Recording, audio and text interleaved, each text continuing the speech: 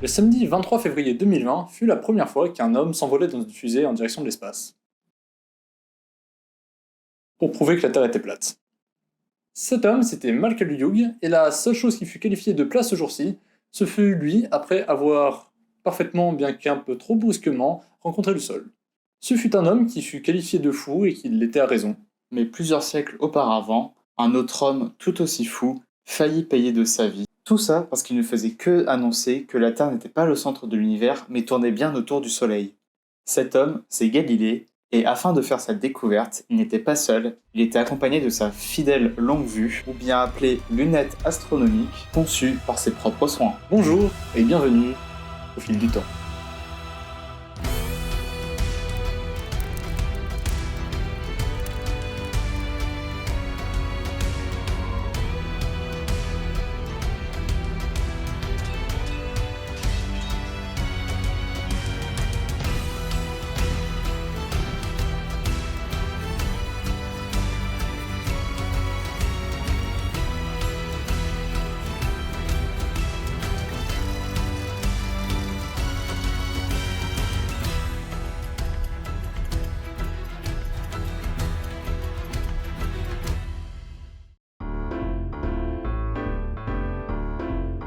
Galileo Galilei, plus couramment appelé Galilée, est né le 15 février 1564 à Pise et est mort le 8 janvier 1642 près de Florence dans une petite ville dénommée Arcetri. Toute sa vie, il s'est énormément intéressé à l'astronomie et ça sera en 1609 qu'il va construire sa première lunette astronomique sur les plans d'une invention hollandaise. Et lui donc sera le premier à utiliser ce genre d'appareil pour observer le ciel. Une lunette est assez simple en soi, que ce soit celle d'époque ou celle d'aujourd'hui, les deux reprennent le même concept. En général, celle-ci se compose d'un ou de plusieurs tubes de métal imbriqués les uns à la suite des autres et contenant différentes lentilles en verre grossissantes. On ne va pas détailler entièrement le fonctionnement de l'optique, car c'est un sujet relativement long et que ce n'est pas vraiment le but de la vidéo aujourd'hui. Maintenant, on va expliquer comment et pourquoi une lunette astronomique nous permet de voir des objets si lointains. On va prendre le cas le plus simple pour une lunette astronomique. Donc ça sera simplement un tube en laiton, avec à l'entrée une lentille convergente appelée objectif, et à la sortie une lentille divergente appelée oculaire. Les rayons passant par la première lentille en forme d'amande vont être déviés vers le centre du tube, et aussi vers la seconde lentille. L'image étant réduite, on va devoir remettre une seconde lentille à l'arrière de l'appareil pour pouvoir rediriger les rayons vers notre œil. Ce type de lunette produit un jargon optique, une image réelle, car l'oculaire est situé avant le point de convergence des rayons de l'image qu'on souhaite observer. Et ce point de convergence est aussi appelé foyer. Concernant les lunettes de Galilée elles-mêmes, deux d'entre elles sont exposées au musée de Galilée à Florence en Italie. Bien que Galilée ne les a pas inventées de lui-même, il aura énormément contribué à leur popularisation. Et c'est lui qui aura propulsé l'astronomie à un tout autre niveau. Les lunettes, depuis, ont énormément évolué et sont devenues d'une extrême complexité. Au fur et à mesure, on y a intégré de plus en plus de lentilles, de systèmes de guidage, etc.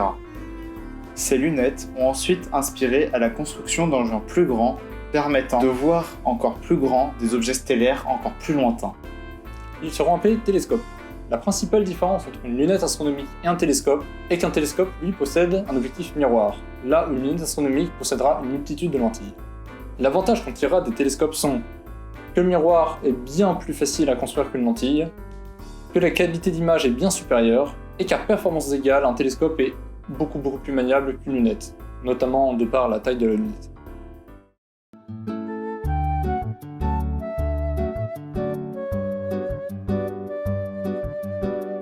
Maintenant, nous allons passer à l'expérience où nous allons tester les lunettes de Galilée. Donc vous pouvez voir tout d'abord un merveilleux packaging. On va faire un petit unboxing ensemble. Donc dedans, on peut y retrouver donc la lunette de Galilée, donc qui est très pratique du coup à transporter parce que mine de rien, c'est pas très grand. Mais en fait, il suffit de déplier les différents tubes de métaux qui sont imbriqués les uns dans les autres et à enlever le petit cache-lunette. Et du coup, vous avez une vraie lunette de Galilée, enfin une réadaptation, on va dire, version un peu pirate. Et quand on va regarder à travers, par exemple, on va cibler la statue là-bas près de l'ordinateur, on va pouvoir essayer de faire un focus, une mise au point sur la statue, jusqu'à avoir une image assez nette justement de l'objet. Et du coup, vous pouvez voir que la lunette de Galilée fonctionne.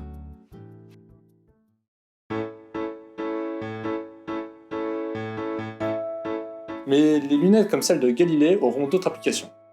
Elles seront notamment transformées en longue vue.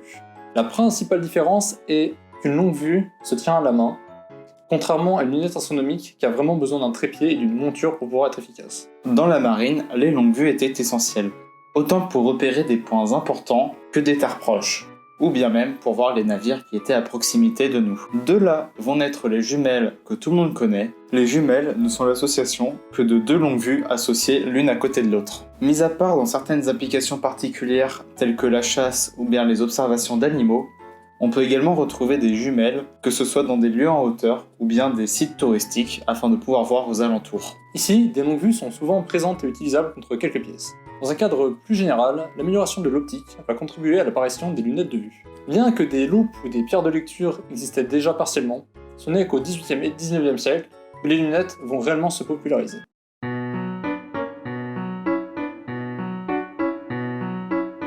Passons maintenant aux avantages et aux inconvénients de la lunette de Galilée. Parce que quand même, je trouve que cette lunette, elle permet d'avoir vraiment un petit look de pirate qui va bien, manque plus que le petit cache-œil et on reste vraiment dans le thème. Ouais, mais en vrai, rien de vos jumelles.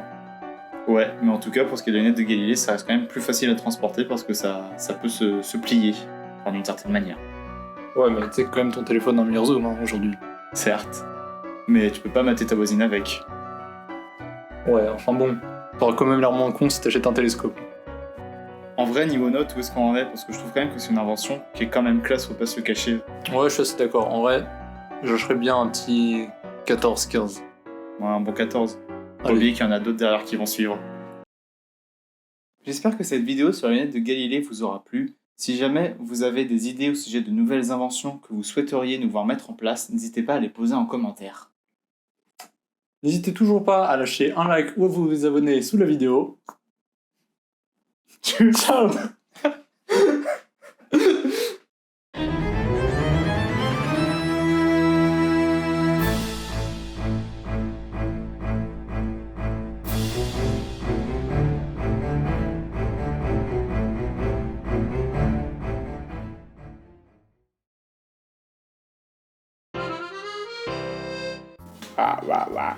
Le 8 janvier 1642 à Florence. Enfin, pas à Florence, mais ta mère. Dans Florence. Oh.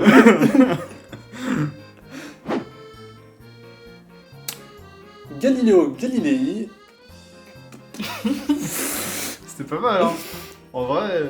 Ouais.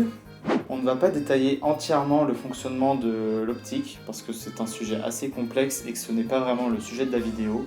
Surtout que si vous souhaitez approfondir les recherches, je vous conseille fortement de faire une prépa d'ingénieur.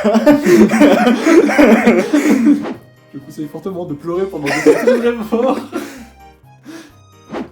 On va prendre le cas le plus simple pour une... Ça y est, là, c'est compliqué. On arrive au stade où ça devient compliqué. Oui. On va prendre le cas le plus simple pour une...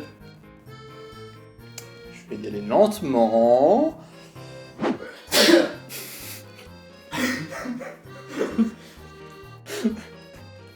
Ouais mec. Je prends mon hiver. Par exemple, dans la marine... Ouah, plus ça va, bon, je retiens. Par exemple, dans Marine. Un vrai clap ici.